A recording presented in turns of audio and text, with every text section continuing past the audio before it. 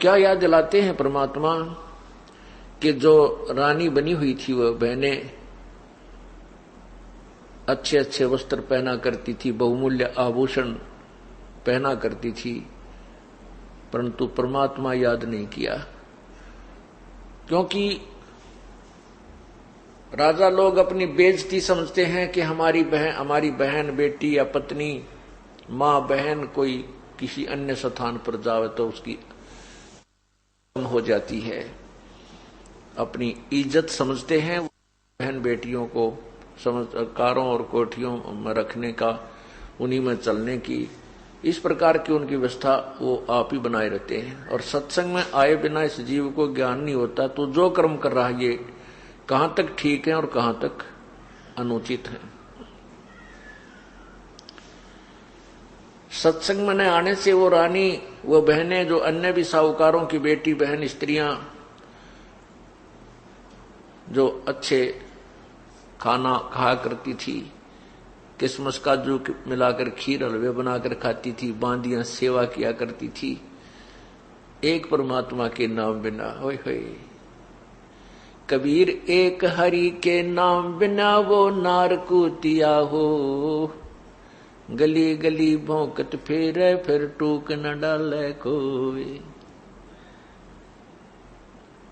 वही रानी या ऊंचे घर की, जो जिसको ऊंचा घर मानते हैं हम, लेकिन संत कहते हैं ऊंचा वो है जो बुरे काम तो दूर हो, भगवान बचता हो, वो चाहे किसी जाति किसी मजहब का है। उसी को परमात्मा धनवान मानते हैं कि कबीर सब जग निर्धना धनवंता ना कोई, धनवान उसी को जानिए जिस पर राम नाम धन होए। तो वो लड़की, उस स्त्री वाली आत्मा, उस बहन वाली आत्मा फिर कुतिया बन जाती है, और कुतिया बनकर उन्हीं महलों के बाहर गली में आकर के वो जन्म लेती है। सर्दी का मौसम होता है, ऊपर से वर्षा हो जाती है, ओले बर्फ गिर जाती है, और वो कुतिया, वही आत्मा जो महलों में रहती थी, पर्दों में रहती थी, भगवान की महिमा से वंचित रही, सत्संग में नहीं आ सकी, वो कुतिया बनकर और गली में लेटी हुई है, जो गद्दों पर विश्राम किया करती थी। अब भूख लगती है, जो काजू और किशमिश के हलवे जूठे छोड़ा करती थी, बांदियां खाया करती थी, आज वही कुतिया बनकर वही आत्मा जो भगवान नहीं बजा करती थी, झूठे टूक के लिए तरस रही है, छोटे रोटी के झूठे टुकड़े के लिए तरस रही है।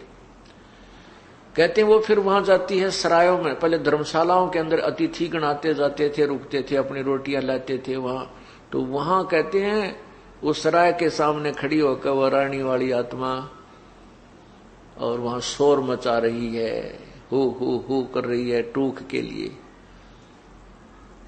कुत्ता सामने बैठा होता है, खाना खाने वाला आहार कर रहा है, अपनी रोटी खा रहा है, और कुत्ता या कुतिया जो सामने बैठी है वो एक टूक के लिए ऐसे देखती रहती है, शायद अभी तेरी तरफ को ये फेंक दे, शायद अभी एक टूक तेरी तरफ फेंक दे, ऐसे देखती, न्यू देखते रहती है, ऐसे जैसे अब आया है। लेकिन वो तो उसकी मर्जी है, कब याद आ उसका भी सामने कुत्ता बैठा टूक डाल, देखो ना डालू, एक ऐसा ने कम्मा वो खाकर रोटी झाड़ कर छालना चाल पड़े, टूक भी ना डाले। तो कहने का भाव ये है कि ये दुर्गति उस नादान आत्मा ने क्यों करवा ली, क्योंकि वह सत्संग में नहीं आई, संतों का संग नहीं किया, परमात्मा के महिमा से वंचित रही, उसने अपने उसी काम को श्रेष्ठ माना जो उस भवनों में उनको, उस महल में, उस जेल में उनको सुनने को मिला था। हम उनको तो वो भवन मान रही थी, संत उनको जेल मानते हैं, वो तो कैद हैं ये ऐसे उच्च घरों की लड़कियां, औरतें जो अपने आप को उच्च मानती हैं। और परमात्मा की महिमा ना सुनने से क्या कहते, नक बेसर नक पवणी पर थी हार हमेल, सुंदरी से कुतिया वणी देख परमात्मा के खेल। देखो साहिब के खेल।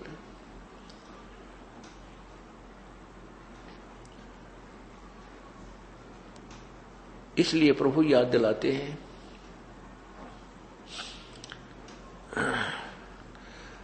और बात तेरे काम न आवे तू संतों शरण लाग रे। के सोवे गफलत में बंद जाग जाग नर जाग रे, जाग जाग नर जाग रे। और बात तेरे संतों शरण लाग रे। के सोवे गफलत में बंद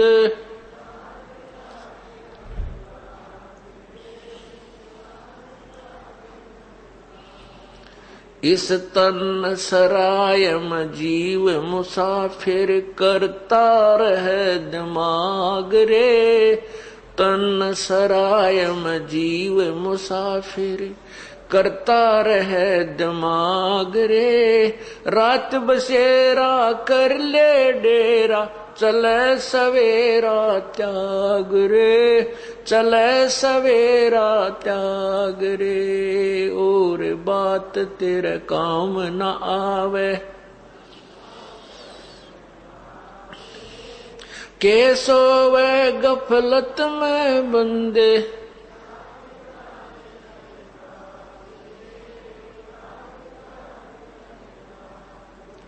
उमदा चोला बन अनमोला लगे दाग पे दाग रे। उमदा चोला बन अनमोला लगे दाग पे दाग रे। दो दिन की गुजरान जगत में क्यों जले बिरानी आग रे, जले बिरानी आग रे। और बात तेरे काम न आवे के सोवे गफलत में बंद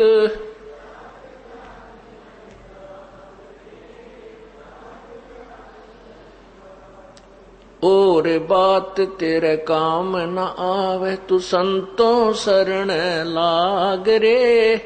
के सोवे गफलत में बंद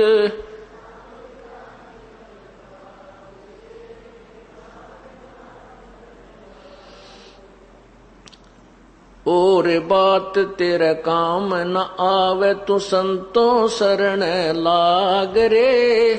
के सोवे गफलत में बंद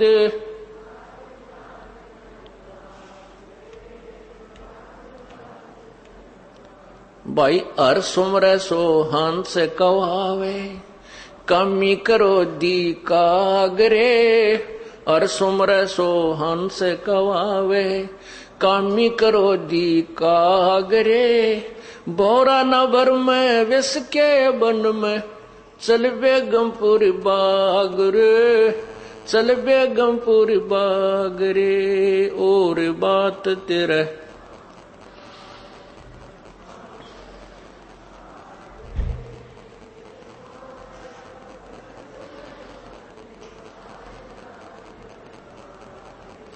जाग जाग नर जाग रे। और बात तेरे काम न आवे संतों शरण लाग रे।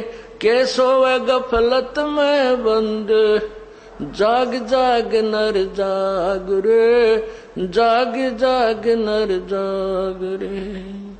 भाई शब्द सैन सतगुरु की पहचानी पाया अटल सुहाग रे। शब्द सैन सतगुरु की पहचानी पाया अटल सुहाग रे। नितानंद महबूब गुमानी प्रगट्य पूर्ण भाग रे, प्रगट्य पूर्ण भाग रे। और बात तेरे काम न आवे के सोवे गफलत में बंद जाग जाग नर जाग रे। और बात तेरे काम न आवे तू संतों शरण लाग रे। के सोवे जाग जाग नर जाग रे। सत साहिब इस तन सराय में जीव मुसाफिर करता रहे दिमाग रे, रात बसेरा कर ले डेरा तू चले सवेरा त्याग रे। ये शरीर एक धर्मशाला बताई है। संतों ने इस जीव को जगाने के लिए नाना प्रकार के उदाहरण दिए हैं। इस शरीर को एक चलती फिरती सरा समझो, धर्मशाला समझो, एक रेस्टोरेंट समझो, और इसमें आपको ये जो आपको रेस्टोरेंट में रहने के लिए यानी इस धर्मशाला में रहने के लिए जो समय मिला है, वो आपने जितने पैसे जमा करा रखे हैं उतने समय के लिए आपकी बुक हो चुकी है। और जिस दिन वो समय आपका पूरा हो जाएगा, आपके पैसे समाप्त हो जाएंगे, आपको ये धर्मशाला, ये सराय छोड़नी पड़ेगी, इसमें नहीं रहने देंगे। आप अगर ठीक ठाक से नहीं निकलते हो, सब इच्छा से नहीं आते हो, तो आपको उठा करके बाहर उसके नौकर निकाल देते हैं। धर्मशाला आपने किस लिए धर्मशाला में गए हो, किस लिए आप दूर देश में जाकर के अपना घर छोड़ करके धर्मशाला में गए हो, रेस्टोरेंट में रुके हो, उसका उद्देश्य भी कोई अवश्य होगा। वहां आप बिजनेस करने गए हो, आप वहां किसी व्यवसाय के लिए गए हो, और जो उस धर्मशाला में कमरा बुक करा के वहां व्यवसाय करते हैं, अपना कोई बिजनेस करते हैं, वो लोग 2 के 20 बना लेते हैं। वो अपना दुगने तिगने चौगने धन को इकट्ठा करके बना करके वापस स्वदेश आ जाते हैं। और जो व्यक्ति उस धर्मशाला में जाकर के, सराय में जाकर के कमरा भी बुक करा लिया और जो मूल धन लेकर गया था उसमें से शराब पीवे, हुक्का पीवे, जुआ खेले और सिनेमा देखता फिर व्यवसाय किया नहीं, जिस उद्देश्य से गया था वो काम करा नहीं, तो वो कंगाल हो जाता है। और फिर वो कंगाल होने के उपरांत कितना कष्ट उठाता है। इसी प्रकार इस तन सरा में जीव मुसाफिर करता रहे दिमाग रे, रात बसेरा कर ले डेरा चले सवेरा त्याग रे। अब मनुष्य शरीर प्राप्त करके हम संतों के विचार तो सुनते नहीं, अपने आप में घने समझदार बुद्धिमान बने बैठे हैं, अपनी अपनी अटकलों से अटके बैठे हैं। मेरा लड़का ऐसे पढ़ गया, वो इंजीनियर बन गया, मेरा लड़का ऐसे पढ़ गया, आईएएस कर गया, आईपीएस कर गया। अब वो जो पढ़ाई उन्होंने पढ़ी है उसमें तो विद्वान हो गए वो, इसमें तो कोई शक को नहीं। लेकिन परमात्मा ने जो परमात्मा को प्राप्ति का जो ज्ञान है और इस मनुष्य शरीर का जो उद्देश्य है, वो तो ज्ञान उनको ना हुआ। फिर वो अपने अपने दिमाग से अटके रहते हैं। इस तन सरा में जीव मुसाफिर करता रहे दिमाग रे, अपनी अपनी कहते रहते हैं, इसने काम बने नहीं। अपनी अपनी कह गए इस दुनिया के मां, बिन साहेब की बंदगी की ठौर ठिकाना न। अपनी अपनी तो दुनिया कह के चली जाती है, और बड़े बड़े वैज्ञानिक भी पता नहीं क्या अन्वेषण करके चले गए, लेकिन आगे क्या होगा। जो परमात्मा की भक्ति नहीं करते थे और जो ये एसी बना कर चले गए, जहाज बना दिए, ये उनने को नहीं मिलना है। वतना बेरा कि तो कुत्ते और गधे की जुनी में गए होंगे, क्योंकि परमात्मा की भक्ति उन्होंने करी नहीं। इस प्रकार इस तन सराय में जीव मुसाफिर करता रहे दिमाग रे, ये रात बसेरा, ये पूरा जीवन आपका एक रात्रि समझो। इस धर्मशाला में आप अपना टाइम पास कर रहे हो, और जब ये जीवन अंत होगा, आपके शरीर का अंत होगा, जब आप शरीर छोड़कर जाओगे, आपका सवेरा होगा। ये एक सौपन होगा। आज जिसको आप बेटा मानते हो, बेटी मानते हो, माता मानते हो, पिता है, मेरी कार है, कोठी है, मेरी जमीन, एक इतने एकड़ मेरी जमीन है, जब सौपन सा होगा, जैसे सौपन में हम कई बार कार में बैठे होते हैं, रांची स्पीड पर चला रहे हैं, कभी ब्रेक मारते हैं, कभी गियर बदलते हैं, क्लच दबाते हैं, और जब सपना टूट जाता है तो उड़े रजाई में पैर मारते पावा, वो कार नहीं होती। तो ऐसे ही जब ये शरीर छूट जाएगा उस समय आपका वो सपना टूटेगा, यूं सवेरा होगा, फिर आप सोचोगे कौन था मेरा बेटा, कौन थी मेरी कोठी, आपको याद भी ना आएगी कौन थी। फिर तो वो यम के दूध दिखाई देंगे, ऐसी बूंदी आग करती, जिसके देखते कालजा पाटा भूल जाएगा सब कुछ, मैं कौन था, कितना आया था, मैं राजा था या कोई सेठ था या गरीब था। तो फिर उसको उस समय ये बात याद आती है, अरे मैं आया था किस लिए संसार में, इसलिए आया था कि भगवान की भक्ति करूंगा। वो तो की नहीं, ये सारा जीवन मेरी बकवादा में खो दिया। इस जीव को फिर धर्मराज के सामने उस न्यायाधीश के, प्रभु के न्यायाधीश के समक्ष खड़ा कर दिया जाता है। वो न्यायाधीश धर्मराज पूछता है कि सुना भाई, दिखाओ तुम्हारे इसकी गठड़ी खोल कर देखो, देखो ये क्या कुमा के लाया है, कितना पुण्य और कितने पाप हैं इसके। तो वहां तो कहने की देर ही है कि उसी समय उस आत्मा की एक फिल्म चल पड़ेगी। तो वो क्या देखते हैं, धर्मराज कहता है, अरे नालायक, जब तू यहां से गया था क्या कह रहा था कि हे भगवान मुझे एक बार मनुष्य शरीर दे दो, मैं आपकी भक्ति करूंगा, परमात्मा बजा करूंगा, कोई बकवाद नहीं करूंगा, ना शराब मांस तम्बाकू नहीं पीऊंगा, चोरी ठगी जारी नहीं करूंगा, मैं नेक नीति से आपको याद किया करूंगा प्रभु। और अब क्या करके आया है तू देख, उसके एक फिल्म चला दी जाती है, वहां पर गवाह की जरूरत को ना, भगवान को, परमात्मा को वहां पर किसी एविडेंस की आवश्यकता नहीं है। एक फिल्म जो हमारे यहां जैसे हम जितने भी कर्म करते हैं, एक फिल्म हमारे कंप्यूटर अंदर मस्तिष्क में एक परमात्मा ने कंप्यूटर फिट कर रखा है जीव के अंदर। उस कंप्यूटर में कोड वर्डों में हमारे सब कर्म विद्यमान रहते हैं, चाहे हम बुरी सोचते हैं, अच्छी सोचते हैं, अच्छा करते हैं या बुरा करते हैं। और इसकी एक कॉपी प्रतिदिन धर्मराज के दरबार में इस फिल्म की चली जाती है, वहां फैक्स हो जाती है। उस समय ये जीव वहां धर्मराज के दरबार में खड़ा होता है, उसके सामने किए हुए इसके सुक्रम और कुक्रम की एक फिल्म चल पड़ती है। ये नीची गर्दन कर लेता है, क्योंकि वहां ये नो भी ना कह सकता मैंने यो पाप ना करया, यहां तो झूठ बोल का हम झूठी गवाही देकर बरी हो जाते हैं किसी मुकदमे में, लेकिन वहां झूठ नहीं चलेगी।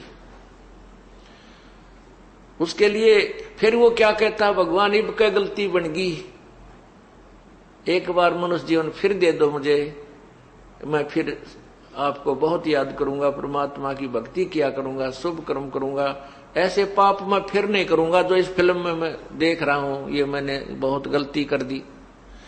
तब धर्मराज जी कहते हैं, अरे नालायक, तू प्रत्येक बार ये बकवाद कर, ये बहाने बनाता है, देख तू कितने मनुष्य जन्म दिए मैंने तेरे को।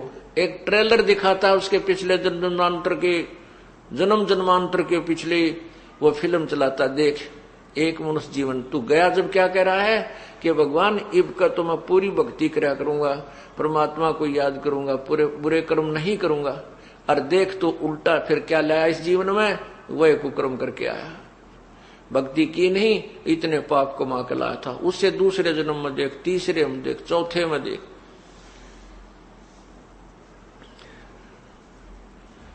फिर उसको कहते हैं कि चल बेटा इब तो तू गधा बन, फिर कभी तुझे मनुष्य शरीर प्राप्त होगा, फिर देख लेंगे केकला तोड़ेगा तू।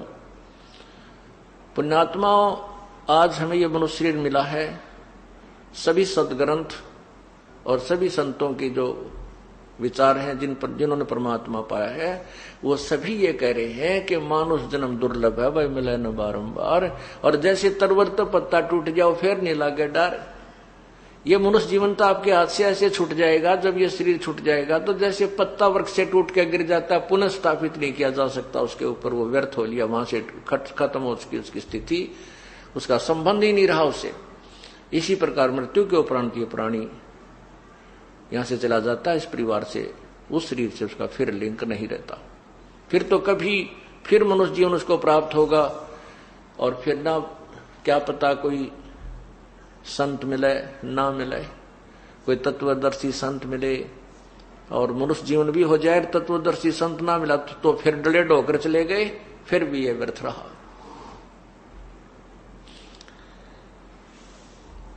इस प्रकार परमात्मा हमें याद दिलाते हैं कि उमदा चोला बना अनमोला, ये लगे दाग पे दाग रे, या 2 दिन की गुजरान क्यों जड़ा बिरानी आग रे। बिरानी आग, बिरानी आग कैसे जल रहे हैं, और दाग पर दाग कैसे लग रहे हैं। हम अपने स्वार्थवश ऐसा घिनौना कर्म कर देते हैं,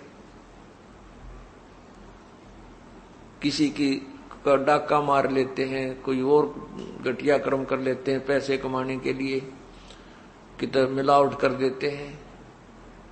परमात्मा के पास एक बहुत ही सेंसिटिव बैलेंस है, बहुत ही जो त्रुटि रहित एक तुला है, उसके अंदर वो तोलता रहता आपके जो जैसे भी कर्म आप करते हो,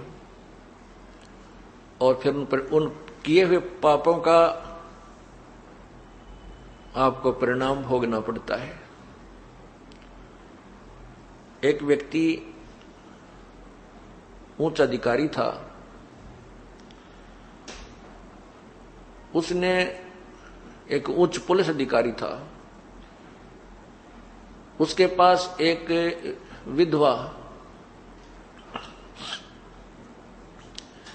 विधवा स्त्री दरखास्त लेकर गई, प्रार्थना लेकर गई कि मैं बचपन, मेरा एक ही लड़का हुआ था, मैं विधवा हो गई थी, मेरे 18 एकड़ जमीन मेरे जो यहाँ के हकीकी अर्थात इस मेरे देवर जेठ आदि प्रयोग करते थे, मुझे उसमें से कुछ हिस्सा दे देते थे। मैं अपने घर पर पीहर में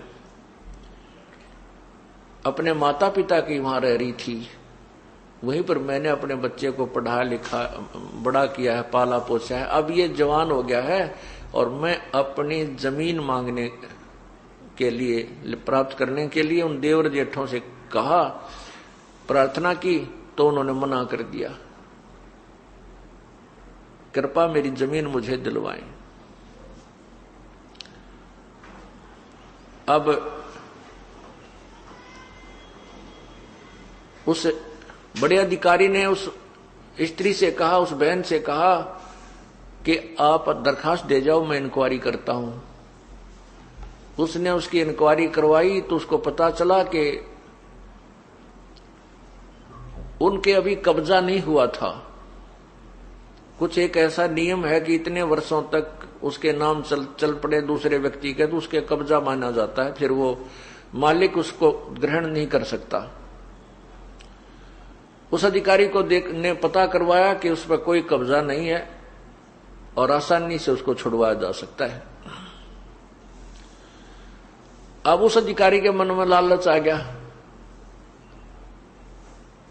कि 16-17 एकड़ जमीन है, कई लाखों रुपए की है, और इस स्त्री के पीछे कोई अप्रोच का आदमी भी नहीं है। इन सब प्रकार से सोच के उसने जब वो जिस दिन वो बुलाई थी वो स्त्री वहां गई बहन, तो उस अधिकारी ने कहा कि तेरी जमीन नहीं छूट सकती, इस पर तक कब्जा हो चुका है।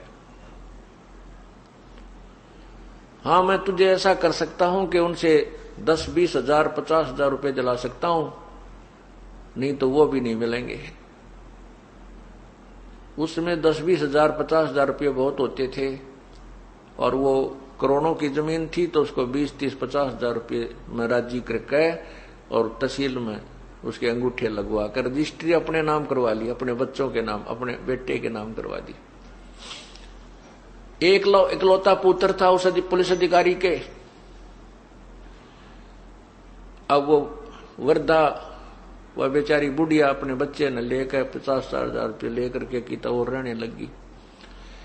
अब उस अधिकारी का एक ही पुत्र था, अच्छा पढ़ लग गया, एसडीएम की नौकरी लग गया, ब्याह की तैयारी हो रही थी, शादी की तैयारी थी, उसी दिन एक्सीडेंट को प्राप्त हो गया। ओए होए होए, जिस बेटे के लिए उसने ऐसा कुकर्म किया उस वृद्धा की आत्मा दुखाई, वो बेटा ही ना रहा। जिस बेटे को सुखी करने के लिए उस नादान आत्मा ने अपनी पावर का दुरुपयोग किया, अपनी शक्ति का सत्ता का दुरुपयोग किया, फिर वो टक्कर मार कर रो रहा है, टक्कर मार मार रो रहा है। याद दिलाते हैं परमात्मा, संत जन आकर के हमें प्रभु की महिमा, उसके विधान से परिचित कराते हैं कि उमदा चोला बना अनमोला, लगे दाग पे दाग रे, या 2 दिन की गुजरान जगत में क्यों जड़े बिरानी आग रे, या बिरानी आग अपने ऊपर घेर ली इसने। पुण्यात्माओं, ये सभी जो समाज में कुरीतियां फैल रही हैं, समाज में जो अराजकता फैल रही है, समाज के अंदर जो मानव समाज के अंदर आज प्रेम रहा नहीं, केवल पैसा पैसा दिखाई देता है, भाई बहन का प्यार नहीं, माता पिता का प्यार नहीं, केवल स्वार्थ इतना गहन हो चुका है कि इंसान कति बेशर्म हो लिया। इसका यही कारण है कि उसको तत्व ज्ञान नहीं है, वह भगवान से के विधान से पूर्ण परिचित नहीं है, सत्संग में नहीं आता है। जो इंसान सत्संग में आएगा उसको परमात्मा के विधान से विधान का ज्ञान होगा, फिर वो गलती नहीं करता।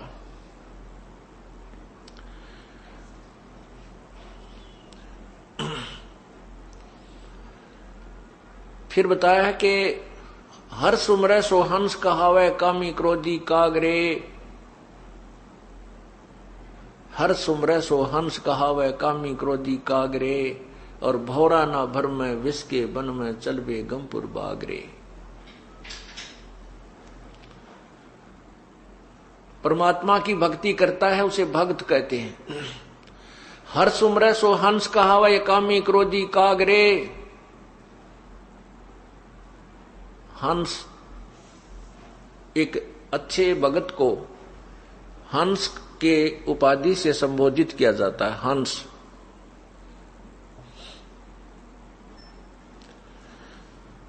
हंस किसे कहते हैं? एक पक्षी होता है हंस, सफेद बुगले जैसा ही होता है, और उस हंस के अंदर एक गुण होता है कि उस किसी पात्र में आप दूध और पानी जल मिलाकर डाल दीजिए, हंस जब दूध को उसको पिएगा तो दूध को पी लेता है और जल को छोड़ देता है, दूध और पानी को भिन्न भिन्न कर देता है, दूध और पानी का छान लेता है, यानी अच्छी वस्तु को ग्रहण कर लेता है, जो उसको आवश्यक नहीं उसको छोड़ देता है, पात्र में रह जाती है। एक ऐसा परमात्मा की दया से उसके अंदर गुण है, वैसी उसके शरीर की व्यवस्था प्रभु ने बनाई है। और हंस में दूसरा गुण ये होता है कि वो एक ही सरोवर पर बुगला भी होता है, जो मछलियां खाता है, कीड़े खाता है, घोंघे खाता है, और उसी पर वो बुगला भी होता है। दोनों का शरीर एक जैसा है, पक्षी दोनों ही हैं, लेकिन हंस मोती खाता है, मछली घोंघे और कीड़े नहीं खाता। ये दूसरी पहचान है, उसको हंस कहते हैं। इसी प्रकार ये मनुष्य शरीर उसका भी है, जो चोरी करता है, डाके करता है, मारता है, ठगी करता है, 2 के 20 बनाता है, रिश्वत लेता है, शराब पीता है, मांस खाता है, जीव हिंसा करता है, वो भी मनुष्य है।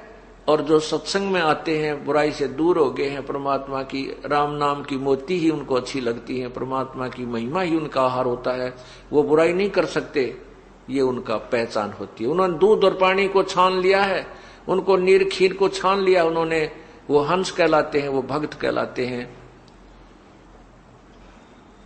जैसे आपने नीर खीर को कैसे छाना है कि भक्ति नहीं करेंगे तो हम दुर्गति को प्राप्त हो जाएंगे, मनुष्य शरीर बार बार नहीं मिलेगा, और मनुष्य शरीर नहीं मिलेगा तो अन्य प्राणियों में हमें बहुत कष्ट होंगे। जैसे अभी आपने सुना कि एक कुत्ता, वो वही मनुष्य, वही आत्मा जो पहले मनुष्य थी, फिर कुत्ता बनकर कितना कष्ट उठाती है। तो ये दूध और पानी जिसने छान दिया, वो फिर राम नाम के मोती खाता है, ये शराब मांस तमाकू आदि गोगे नहीं खाता।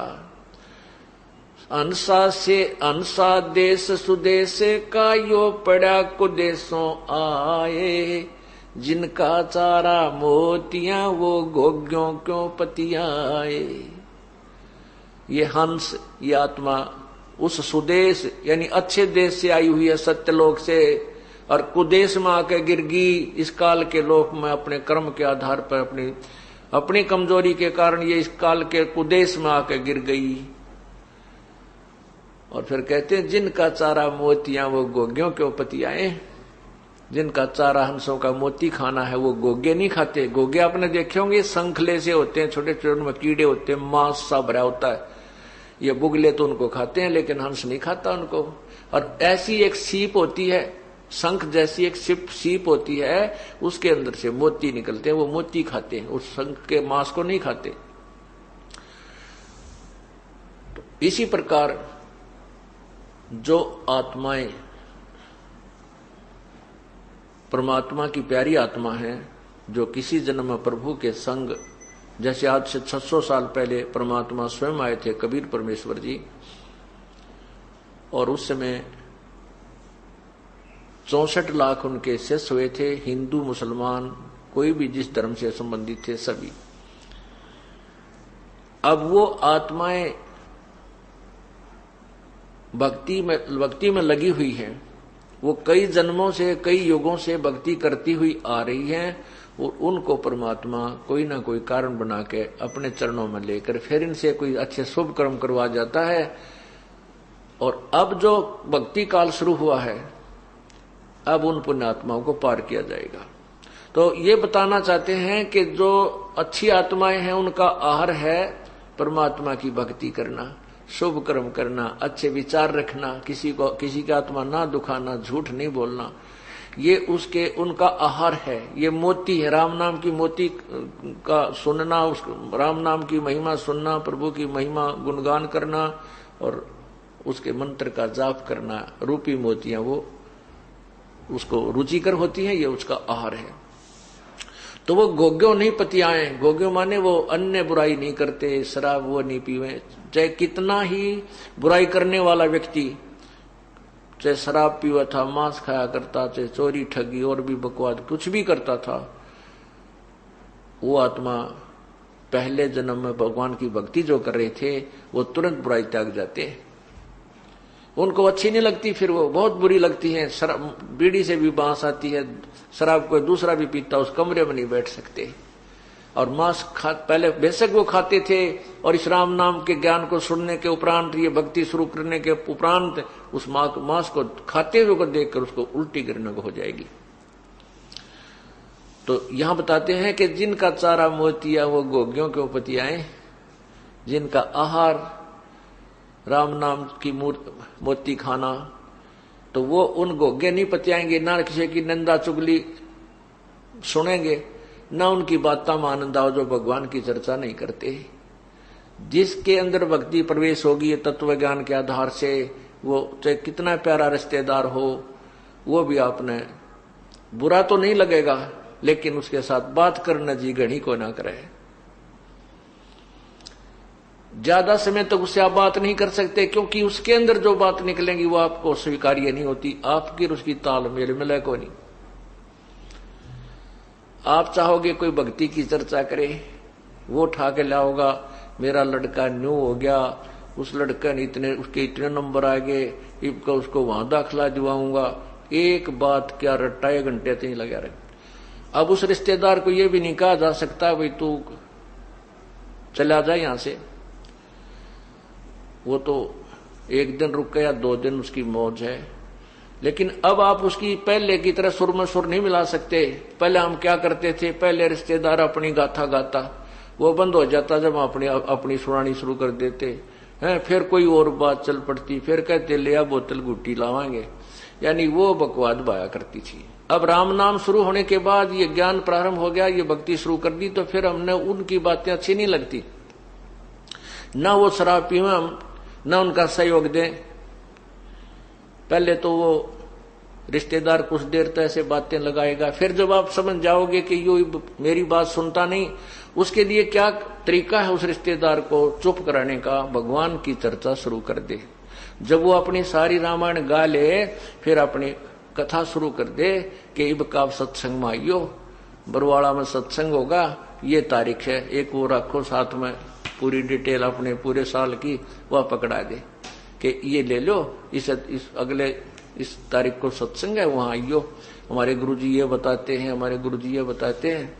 अब उसने वो स्वभाव है नहीं, क्योंकि वो तो अभी रोगग्रस्त है, तो फिर वो थोड़ी सी देर में पहले तो न्यू क्या करता, मैं कल जाऊंगा, जब भी बैठे या चर्चा कर दे तो शाम तक वो न्यू गया, मत जा रहा हूं, अब कोई काम याद आ गया, वो तुरंत खिसक जाएगा।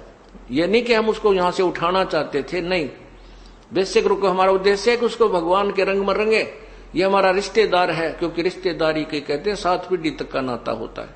आपका रिश्तेदार आपको बुरा थोड़ा लगता है, जैसे अपनी लड़की ब्याह दियो बटेऊ बेटियां के साला गया करें। अब उसको हम नहीं चाहते कि वो भाग जा, हम चाहते हैं राम नाम पर लाग जा, लेकिन वो राम नाम पर लागे नहीं तो हमारी भक्ति में बाधा करेगा, और बैठ कर बकवादा करेगा के मन के मन। तो उसके लिए ये राम नाम एक ऑल आउट का काम करेगा, जिस तरह मच्छर का कराया करे। जब वो रह गया उसमें तो उसका भक्ति असर करेगी, वो जरूर शरण में आओगा और अच्छे कर्म करेगा। और जब वो भक्ति पे लागण का नहीं होगा तो ऑल आउट उसको बाहर कर देगी, चला जाएगा। ठीक है, बुरा फिर भी नहीं लगता, लेकिन ये जरूर ज्ञान है कि राम नाम पर नहीं लगता, ये दुख बहुत पावेगा। परमात्मा की भक्ति बिना कोई जीव आज तक सुखी नहीं हुआ और ना ही होगा। ठीक है, जिसके पूर्व जन्म के पुण्य चल रहे हैं, जब तक उसके तो उसको कोई दिक्कत नहीं आती।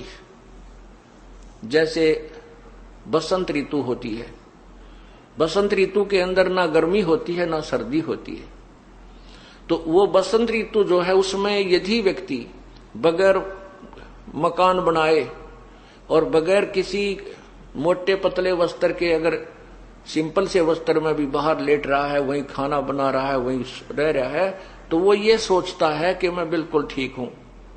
और दूसरों कोई कहता है कि भाई कोई मकान बना ले, कोई झोंपड़ी डाल ले, आंधी आवेगी, तूफान आवेगी, वर्षा आवेगी, गर्मी आवेगी, सर्दी सतावेगी। यदि वो व्यक्ति नहीं मानता है तो फिर वो दुख पाएगा, और फिर जब वो सर्दी और गर्मी का मौसम शुरू होगा उसको वो सब यातनाएं होंगी। इसी प्रकार जिन प्राणियों के आज पुण्य चल रहे हैं, उनके पास कार भी है, कोठी भी है, बढ़िया उनकी अच्छी नौकरी है, कोई राजा बना है, कोई मंत्री बना है, कोई कुछ बना है, उनको हम कहते हैं भाई राम नाम की झोपड़ी डाल ले, ये बसंत का मौसम सदा नहीं रहेगा, ये पुण्य कर्मों रूपी बसंत सदा नहीं रहेगा, ये पाप रूपी कर्मों की गर्मी भी आवेगी जेठ की, और उस समय तुझे लेने के देने पड़ेंगे। तो वो नहीं मानता है तो उसको वो कष्ट उठाना ही पड़ेगा।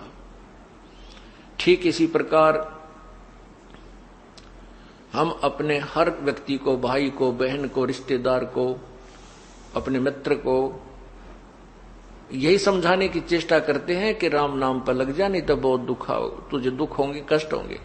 वो कहता है मैं मौज माच रही है मेरी, तो क्या दिक्कत है, सब ठीक है, लेकिन ये सदा नहीं रहेंगे। परमात्मा कहते तू जाने मेरी ऐसे डबेगी, हरदम लेखा भरना रे, ये तो एक एक श्वास का हिसाब किताब है। तो इस प्रकार परमात्मा के नाम पर हमने अपनी क्रिया को सुचारू रखना है।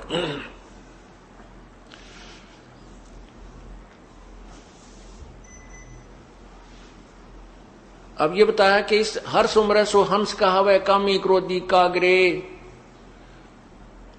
अब हम हंस पदवी पर हो गए, हमने ये और बातें अच्छी नहीं लगती।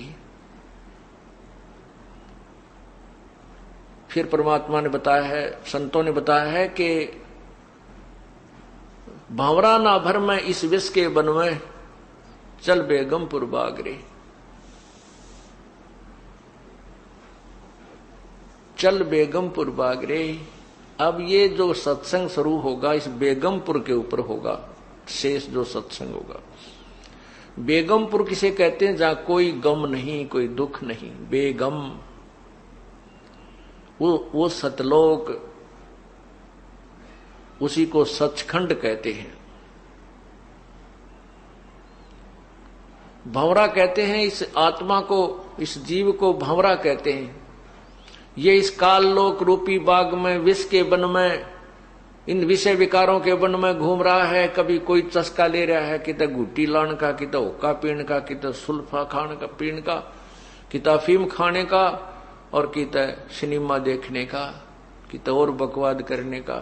कहते हैं भंवरा ना भर में इस विष के वन में, इस जहर के वन में मत घूमे, चल बेगमपुर बागरे। बेगमपुर उस लोक में, पुर माने स्थान, बेगम जहां कभी कोई गम नहीं, कोई दुख नहीं। शंखों लहर मेर की उपजे कहर नहीं जा कोई, दास गरीब अचल अविनाशी सुख का सागर सोई। जिस लोक में कोई दुख नहीं, कोई कहर नहीं, सभी लहरें वहां पर मेहर की उपजती है। जिस प्रकार जीवन में दिन में या 2, 4, 10 दिन में कभी एक बार एक ऐसी थोड़ा सा समय आता है, इतनी दया भर जाती है दिल में, कोई भी बुरा नहीं लगता। किसी से कोई लड़ाई झगड़ा या द्वेष, शत्रु को भी ईसा दिल करे जानो इनको माफ कर दे, क्या ले जाना है संसार से, चले जाएंगे यहीं, ये सब छोड़ जाएंगे। लेकिन वो लहर जो मेर की जो हिलोर होती है वह थोड़ी सी देर की होया करती है यहां, क्योंकि आप हिसाब ला लो, इतनी देर की जो वह दया की लहर थी वो कितनी सुखदाई थी। पूरा शांत, शरीर शांत हो जाता है, इतनी शांति होती है। उसके जाते ही वो फिर ज्यों की त्यों मच्छर से लड़ने शुरू हो जाते हैं। वो न्यू कर दूंगा, वो न्यू कर दूंगा, वह कोठी बनाऊंगा, उसके इतना लेना है, उसके इतने देने हैं, वहां ये हो गया, वो टोटा हो गया। यानी इस तरह के ये फिर हमारे ऊपर ये मच्छर से लड़ने प्रारंभ हो जाते हैं, ये पीड़ाएं प्रारंभ हो जाती हैं। लेकिन उस सतलोक के अंदर वो ऐसी मेहर की लहर सदा रहती है। शंखों लहर मेहर की उपजे कहर नहीं जा कोई, दास गरीब अचल अविनाशी सुख का सागर सोई। वो चल बेगमपुर बागरे।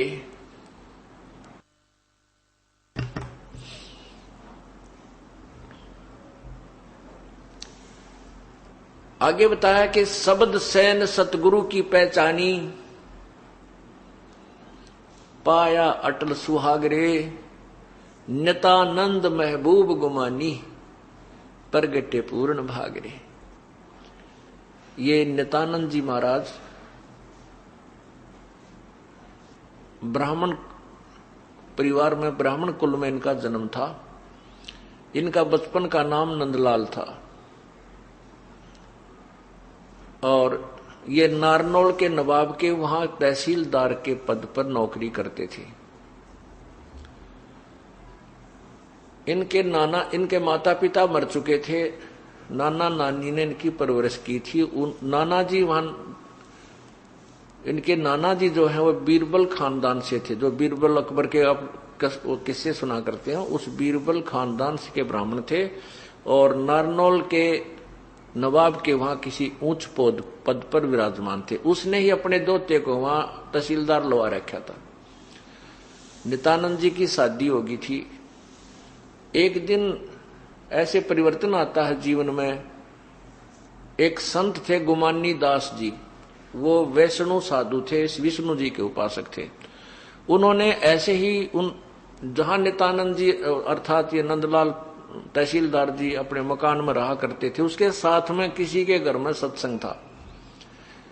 अब वो तो उस समय पहले तो ब्राह्मण, ऊपर तो फिर इतनी बड़ी पोस्ट तहसीलदार। आज तो डीसी को भी इतना महत्व नहीं है, पहले तहसीलदार को इतना महत्व हुआ करता था। तो दूसरे के घर में जाओ तो अपनी बेइज्जती मानना। उधर से परमात्मा की महिमा के वचन उसके कानों में गिरे, क्योंकि वो पुण्यात्मा थी। तो एकदम वो फड़क के छत पर आ बैठा, वहां कुर्सी डाल कर बैठ गया छत पर। गर्मियों के दिन थे, सारा सत्संग सुना। शेष रात उसने नींद नहीं आई। अब उस नित्यानंद जी ने सोचा, नंदलाल तहसीलदार जी ने सोचा कि भाई मैं इस, फिर उन्होंने पता करवा लिया कि महात्मा कहाँ रहता है। पता चला कि यहाँ आधा किलोमीटर 1 किलोमीटर दूरी पर जंगल में इसका आश्रम है। तो नित्यानंद जी ने सोचा भाई नाम तो लेना पड़ेगा, परमात्मा की भक्ति के बिना तो जीवन बर्बाद हो जाएगा। वो उद्देश्य मन में सोच कर फिर ये डरे, शर्म आवे कि वहां नगरी के लोग बैठे पाओगे, नो कहेंगे भाई एक तहसीलदार वहां गया और ब्राह्मण होकर दूसरों के पास चरण छूता है, या मान बढ़ाई साथ में मरोड़ी लाग रही। लेकिन उस पुण्य पिछले जन्म के भक्ति के प्रभाव ने नहीं टेकन दिया उसको। उसने अपने आप विचार किया कि मैं सुबह जल्दी चला जाऊंगा वक़्त से, सुबेरे सुबेरे, तब तक नगरी के लोग नहीं जाएंगे, संत से उपदेश लेकर अपना शीघ्र आ जाऊंगा। इस उद्देश्य से घोड़े पर चढ़कर चल पड़ा। उधर से वही संत जी जिसने सिर पर उस तरह फिरवा रखा था, कचकोला कढ़ा रखा था पूरा, और वो एक शरीर पर केवल एक तहमंद बांधे हुए, गर्मियों के दिन थे, अपने आश्रम से घूमने के लिए रस्ते रस्ते दूर आ रहा था। उधर से ये तहसीलदार नंदलाल जी जा रहे थे, घोड़े पर बैठ के, ब्राह्मण थे। अब उसने देखा नंदलाल जी ने कि सामने एक व्यक्ति आवे, कति उस तरह फिराए। तो पहले सौन कसौन ज्यादा, सुकन अपसुकन गणे मान्या करते हैं ब्राह्मण लोग, तो गणे बहुत ज्यादा। तो उसने देखा कि मैं तो जा रहा था आज अपने जीवन का एक नया सफर शुरू करने के लिए, और ये मनहूस कहां से आ गया, उस तरह फिरवाए। अब वापस जाना उचित नहीं समझा कि ये समय बार बार नहीं मिलता, नाम तो आज लेकर आऊंगा। पर उसने अपने हिसाब से सोचा कि इसके सिर में 2-3 ऐसे मार देता हूं, ये शोकुन खत्म हो जाएगा। उस संत के निकट जाकर घोड़ा रोक लिया, ने बोला रे कम वक्त, मैं तो आज एक बहुत शुभ काम के लिए जा रहा था, तू कड़े सुबह सुबह सिर माथे लगा, उसका 2-3 मारे सिर में, नु की ताम रहा तू यहाँ पर, नु कहकर फिर घोड़ा लेकर आश्रम की तरफ चल पड़ा। और वो संत ने देखा, अच्छा मूर्ख आदमी रही हो, दिखा था कोई अच्छा अधिकारी, शिक्षित, पढ़ा लिखा सभ्य व्यक्ति, इसने मेरे सिर में मारे, अच्छा मूर्ख है। अब संत के साथ तो 100 टकराया करें, इसे वो को नहीं दान दिया करें, चल भाई आगे न चल पड़ा। संत जी अपना घूमने चले गए, वो संत जी के आश्रम की तरफ चला गया। वृक्ष का घोड़ा बांध दिया, वहां जाकर पूछा भाई महात्मा जी कहाँ हैं। वहां रहने वाले सेवकों ने बताए, आ जाओ भाई बैठ जाओ, अभी आ जाते हैं। घूमने फिरने गए, स्नान करने गए। अब संत जी घूम फिर के स्नान करके नहर में, नदी में, और आकर उस अपने आसन पर बैठे जहां वही व्यक्ति घोड़े पर बैठा हुआ था, वो आसन से 4 फुट की दूरी पर बैठा रखा। सेवकों ने कहा जा भाई यहां बैठिया, महाराज जी यही आएंगे। अब संत जी ने आके देखा, यू तो वो बैठा भाई जिसने तेरे सिर में टोले मारे थे ऐसे करके। अब देख लिया उस नित्यानंद जी ने भी, ये तो वही महात्मा है जिसके लिए तने बकवाद की थी। अरे तो बात बिगड़ेगी, उस संत नाम तने देखो ना। तेरे व्यवहार को देखकर वो अंदर ही अंदर बहुत दुखी हुआ, शर्मिंदा हो गया, नीचे को गर्दन कर ली, बोला को नहीं। संत जी जान गए कि ये अच्छी आत्मा का था और इसका कोई गलतफहमी होगी। तो उस गुमानी दास ने कहा, भाई बच्चों, उस व्यक्ति उस नित्यानंद से कहा कि ए भगत जी, आप के जैसे एक व्यक्ति मटका लेने जाता है, घड़ा कुम्हार के तय, और मटका लेने से पहले उसको बजा के देखता है, एक आने का मटका लेकर 6 बटोले मारता, उसको देखता है ये कहीं खरा है या खोटा, ये कहीं से गड़बड़ तो नहीं है इसमें। और बेटा तने गुरुजी बजा के देख लिया, क्या दिक्कत होगी? आपने तो अपने जीवन का सौदा करना था और गुरुजी को बजा के देख लिया, कोई बात ना बेटा, तो शर्मावा मत ना।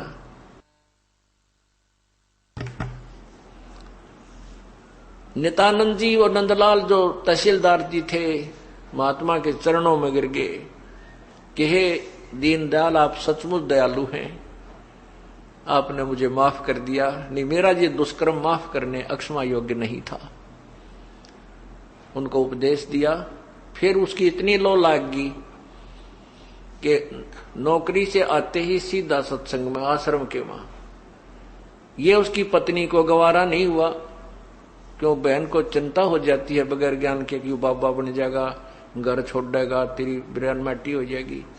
तो उस लड़की ने एक दो बार उस महात्मा से कहा कि आप मेरे पति को यहां मत आने दिया करो, इनको कह दो यहां नहीं आवे, और आपने पता नहीं क्या खिला पिला दिया, ये और घर में कम रहता है और आपके पास ज्यादा आता है। उसने कहा बेटी मैंने कुछ नहीं कहा, इसका कोई पिछला संस्कार है, और आप भी भक्ति करो बेटा, भक्ति किया करें, परमात्मा का नाम ले। वह तो नहीं मानी, लेकिन इतना विरोध करने लगी कि एक दिन नित्यानंद जी सुबह सुबह जल्दी जाते थे दर्शन करने, उससे भी पहले उठकर वो घर से निकलकर दूसरी साइड से महात्मा के आसन पर जा बैठी जहां संत जी विराजमान होते थे। अब वो वहां पर गया, उसने देखा कि यह तो भगतनी बैठी है, बड़ी शर्म आई उसने, के कहेंगे गुरुजी। तो वो इतने में गुरुजी आ गए, महात्मा जी से उस लड़की ने बहुत बुरा भला कहा। नंदलाल जी वापस आ गए उस बहन के साथ, उस समय कुछ नहीं बोले, लेकिन आत्मा में इतना दुख हो गया कि हे भगवान, या तो मेरे प्राण ले लो, या तो ये रास्ता नहीं मुझे बताना था प्रभु, और ये अधूरा रह गया तो मेरा जीवन व्यर्थ है, और या इस भगतमती के माटी संग वाले, या इसको सद्बुद्धि दे दे परमात्मा, या भी भक्ति कर ले। तो ऐसे महीना 20 दिन उनकी संघर्ष चलता रहा, 2 महीने 3 महीने चला। परमात्मा की कृपा हुई, वह बहन बीमार होगी और 10-15 दिन के अंदर उसकी मृत्यु होगी। उसके बाद नंदलाल ने अपना घर भी त्याग दिया, नौकरी भी त्याग दी, और महात्मा की दीक्षा लेकर के अपनी भक्ति करने लगा। उसने फिर यहां दादरी के पास 4-5 गांवों की एक सीमा लगती इकट्ठी, जैसे माजरा, बगेवा, बास, ये 2-3 गांव हैं, 4-5 गांव की एक सीमा है। वहां एक भले जंगल बहुत बड़ा था, उसको जटेला जोड़ बोलते हैं। वहां करके उन्होंने अपनी शेष भक्ति की। अब देखो पुण्यात्माओं, नित्यानंद जैसे महापुरुष को यदि सतलोक का मार्ग मिल जाता तो वो तन मन धन से वहीं जाता, लेकिन उनको केवल वैष्णव साधु मिला, उसने जो ज्ञान दिया उसके आधार पर उसने अपना समर्पण कर दिया। मोक्ष नहीं हुआ नित्यानंद जी का, स्वर्ग तक की उसने साधना की, स्वर्ग में जाकर के फिर वापस आएगा। अब इन्होंने स्वर्ग को ही बेगमपुर मान रखा है, इस स्वर्ग को ही बेगमपुर यानी सतलोक मान रखा है। बेगमपुर माने वहां कोई दुख नहीं होता, नहीं कि और स्वर्ग में तो जितना दुख है कितना भी को नहीं। पहला दुख तो यह है कि हमारी जेब कटे, हमारा पुण्य समाप्त हो, सबसे बड़ा धोखा हमारे साथ। फिर वहां पर भी यही राग द्वेष, खेचा ताणी, नाचने गाने, सारी बकवाद जो यहां नहीं है उपलब्ध, वो स्वर्ग के अंदर है। जैसे छोटे शहरों के रेस्टोरेंट में सभी सुविधा नहीं होती, तो बड़े शहरों के रेस्टोरेंटों में सारी बकवादें मिल जाती हैं, लेकिन वहां जाता है पैसे वाला ही, गरीब आदमी उन रेस्टोरेंटों में नहीं जा सकता।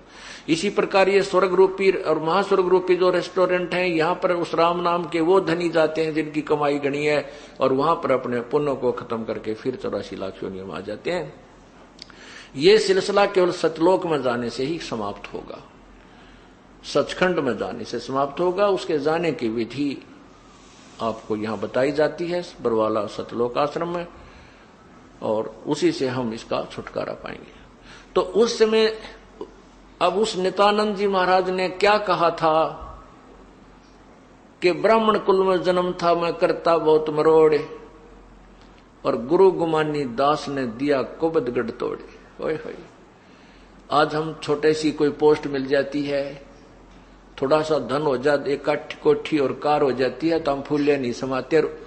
जैसे समाज के हिसाब से उच्च जाति में जन्म हो जा, और फिर धन चोखा हो जा, बढ़िया कोई पोस्ट या पैसे की व्यवस्था घनी हो जा, तो घनी मरोड़ हो जाती है हमारे अंदर।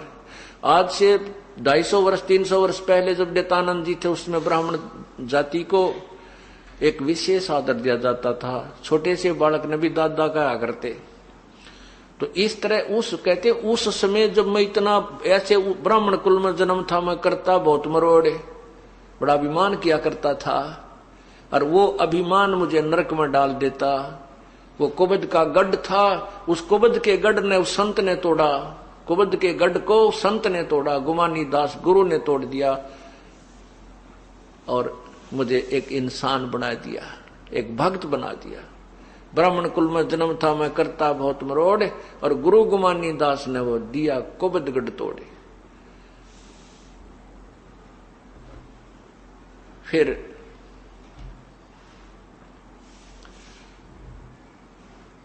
वो नित्यानंद जी अपनी जैसी साधना की वो अपने करके चले गए। उससे हमने सभी ने ये शिक्षा लेनी है। अब देखो, एक बच्चा किसी कोर्स में दाखिला ले रहा है, प्रवेश पा लिया, एक ने किसी कोर्स में पा लिया, जो जैसा कोर्स करेगा उसको वैसा ही बेनिफिट मिलेगा। तो हमने पूर्ण परमात्मा की प्राप्ति करनी है, उसके लिए जो ट्रेनिंग, उसके लिए जो कोर्स है वो इस सतलोक आश्रम बरवाड़ा और क्रोथा में कराया जाता है।